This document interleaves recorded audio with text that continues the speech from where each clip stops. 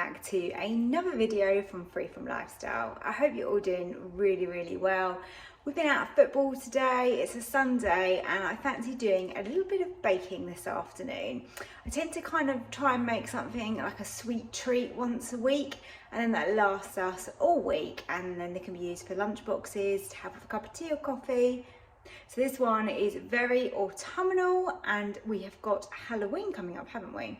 So I'm thinking about pumpkins right now, and therefore I'm making these gorgeous cookies, which are my pumpkin spiced s'mores cookies. You're gonna love this. I'm actually going to bake these in the oven today because I'm making something else in my Ninja. However, there's no reason why you probably couldn't air fry these, but you definitely could put them onto a bake mode on your Ninja if you want to. So let's start prepping these and get them in the oven.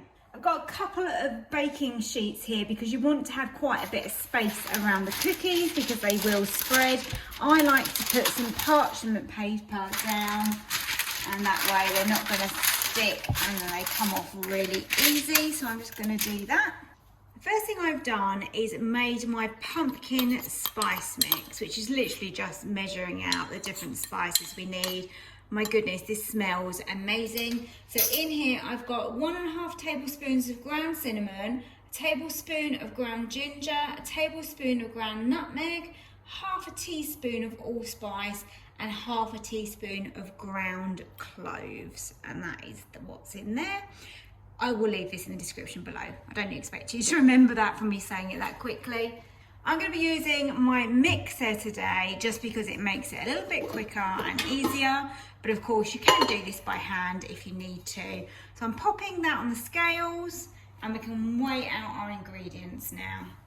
First thing I need is some unsalted butter and 115 grams. This is at room temperature, so it has softened slightly. Into that, we want to add the 2 different sugars that we're using. So I've got some granulated sugar here, and we're also going to use some brown sugar as well. So let's just weigh those out. So 100 grams of granulated going in, and then another 100 grams of your brown sugar. Let's pop that onto the mixer and cream those together.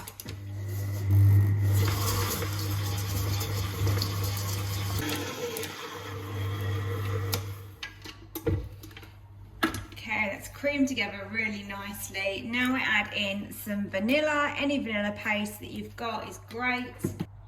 In with that vanilla. This is a really thick one. This came from Mauritius. And then also we're going to just add in 1 medium egg. That was half a teaspoon of vanilla, by the way. So pop that down again, give it another mix. I've had this Kenwood mixer here for such a long time and it's been absolutely brilliant. I've never had any problems with it. Well worth investing in one of these if you haven't already. The KitchenAid ones are really popular, but they're so expensive, aren't they? And this really does the same job. I have got one linked, which is really similar to this, in my description from Amazon if you do want to get one. Now we're going to go in with the dry ingredients, so 300 grams of plain flour. And then half a teaspoon of bicarbonate of soda. Half a teaspoon of salt goes in. Just measured out a tablespoon of cornflour. And then we want to add in some of our spice mix. Now it's really up to you how much you go with. 1 to 2 tablespoons is going to be great. So that's not quite 1. Let's add a little bit more. So that's probably 2 total. Because my son's going to have these, I'm not going to go overboard with it, but it's still going to give it a really good kick of spice in there. Make them feel really autumnal. Now we're going to add in some chocolate chips, and using some white chocolate gives a really good sweetness to this. So there's my white chocolate going in. And then we're going to top that up with some milk chocolate ones as well. And a few dark chocolate. Also going to use some marshmallows, but I'm going to mix this in to start with, and then we'll add the marshmallows when we form the cookies. So now I'm just going to try and portion these cookies out. So I'm just going to grab them in my hand and mould them like that. And then just finish off doing the rest of this. It should make 16 cookies, and we want them roughly the same. I've probably started off a little bit big, but we can pinch a bit and move it, and then I will add in the marshmallows.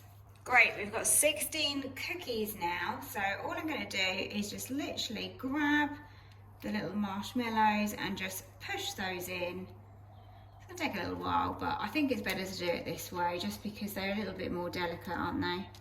These are ready for the oven. I've got it preheated on 160 degrees, and these are going to be in there for sort of 10 to 13 minutes. We're just going to keep an eye on them. Timer's just gone off, so they've had 10 minutes. In there. They all seem a little bit too soft to me, so let's go with a couple more minutes.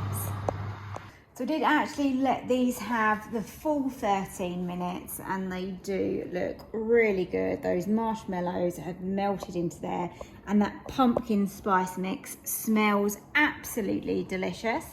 I like to allow mine to cool on the tray for sort of 10-15 minutes, and that just then lets them harden up before you move them. I use these nets just so you don't get any flies or dust or anything, you know, that's going to land on them. So I leave them like that. In fact, I'll try and link some from Amazon for you below, because these are so handy. I use these so much when I'm cooking and I'm leaving something to cool. I just think it's just much more hygienic. These have turned out so well. Look at that. Oh, they smell beautiful, and they've hardened really nicely. These are going to be perfect with a cup of milk, a cup of tea or coffee.